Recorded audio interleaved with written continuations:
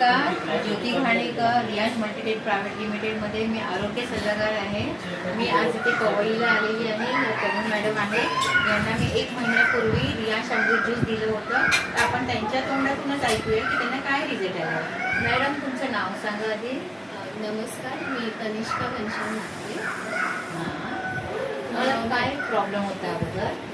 मला 2 महिन्यापूर्वी पोटा राईट साईडला त्रास व्हायचा.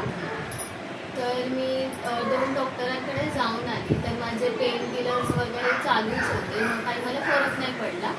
मी रोज रात्री 2 महिन्यापासून 3 वाजेपर्यंत जागीच असायची. मला झोपच यायची नाही. मला पूर्ण अशी झोप आली तरच झोपायची, नाही तर मी जागीच होते. मग नंतर मग आईने मला हे सजेस्ट केलं. तर मी हे घ्यायला लागली 1 महिन्यापूर्वीपासून, नोव्हेंबर आणि डिसेंबरपर्यंत.